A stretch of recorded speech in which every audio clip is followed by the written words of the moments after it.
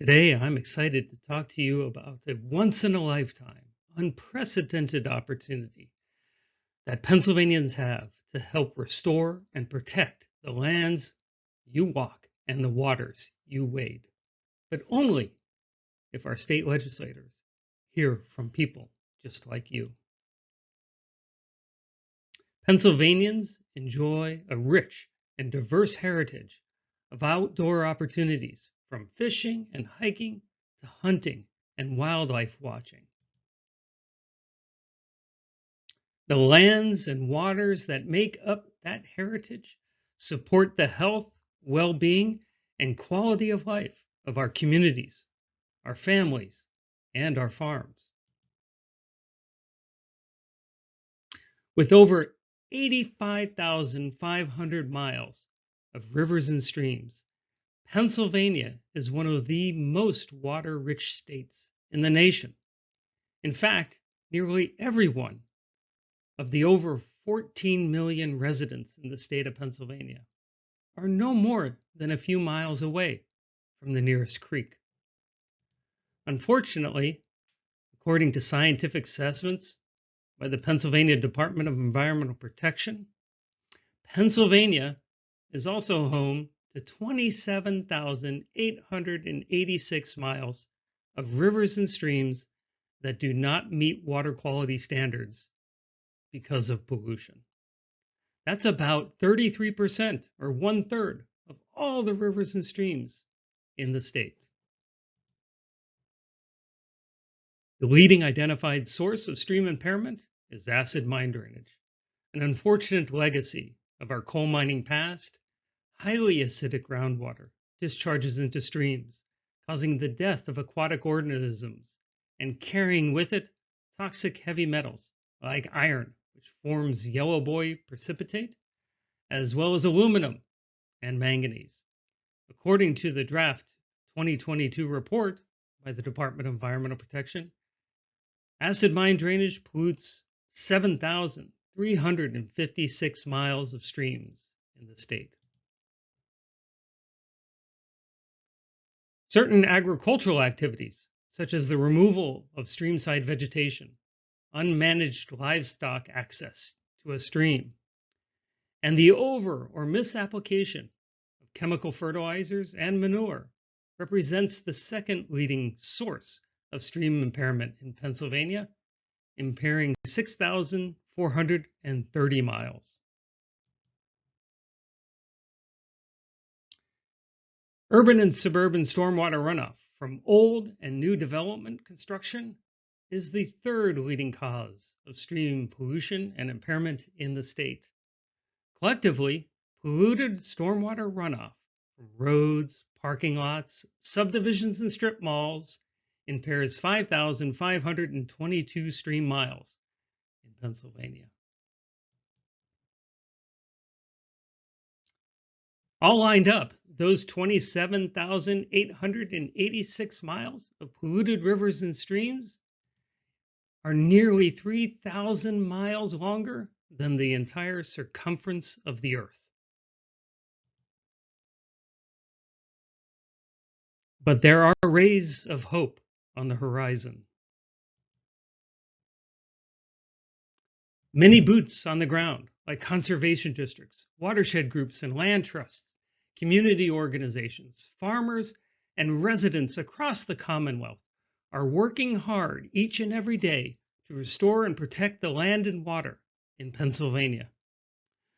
But they're limited in what they can do, as many lack the technical and financial assistance to do the work that they want to do, that we need them to do.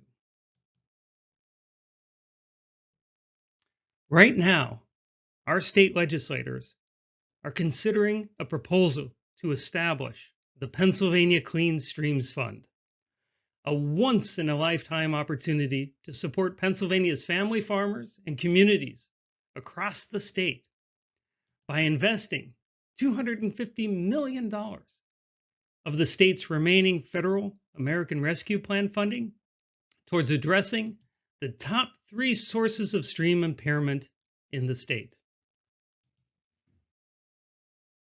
First and foremost, Half of the proposed Clean Streams Fund would invest in keeping soils and nutrients on the land of Pennsylvania's over 50,000 family farms where they do good, instead of in the water where they can pollute. It would do this by establishing a new statewide, state-based farm conservation cost share program called the Agricultural Conservation Assistance Program. Practices such as cover crops, streamside forest plantings called forest riparian buffers, and other types of practices would improve soil and stream health across the Commonwealth. ACAP, as we like to call it, is modeled after the highly successful, nationally recognized Pennsylvania Dirt and Gravel Road Program. This program would be locally directed through participating county conservation districts with the support of conservation organizations and the private sector, as well as other partners, in helping to implement farm conservation practices in places that need them the most. Secondly, the Clean Streams Fund would also direct investments towards acid mine drainage treatment with practices such as limestone diversion wells and constructed wetlands, as well as abandoned mine land reclamation initiatives that help restore health and plant native trees and pollinator species on abandoned mine lands. It would also support municipal efforts to reduce nuisance flooding and polluted runoff through investing in things like specially designed rain gardens and other types of green infrastructure that harness the power of plants to reduce and treat polluted stormwater runoff. And it would direct funding towards a new statewide pay-for-performance model for conservation. Such models have been used globally to support public health initiatives and are now being touted as a way to spur innovation and attract private investments in conservation. These types of programs have one thing in common. They invest in outcomes instead of actions. In addition to ACAP, the proposed Clean Streams Fund would also invest in helping farmers develop and implement plans to manage manure and chemical fertilizer applications on their lands. This can include things like low-tech opportunities like composting and biochar, to more complex methodologies like anaerobic digesters and precision-based manure injecting technologies.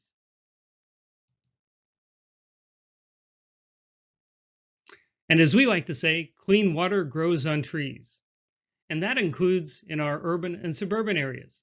The proposed Clean Streams Fund would invest in Pennsylvania's Department of Conservation and Natural Resources Tree Vitalize program, which helps support street tree plantings and preservation across the state, as well as the multifunctional forested riparian buffer program, which works with landowners to plant trees that are valuable and even marketable in producing products like nuts, fruits, and berries. Unfortunately, the fate of the Clean Streams Fund is very much uncertain. There are small but vocal voices which do not believe in investing in efforts that protect and restore Pennsylvania's land and water for the benefit of our farms and families. So what can you do to help? Well, right now, there are 4 things. 1, make your voice heard. Help spread the word about the Clean Streams Fund by submitting a personalized letter to the editor, to your local community newspaper, and other media outlets. Even though we live in an age where our news sources come from 1,000 different places, decision makers still pay attention to their local papers and what people are saying. 2, contact your state legislator directly. A postcard, letter, or even a phone call is all it takes to get the attention of your state legislators.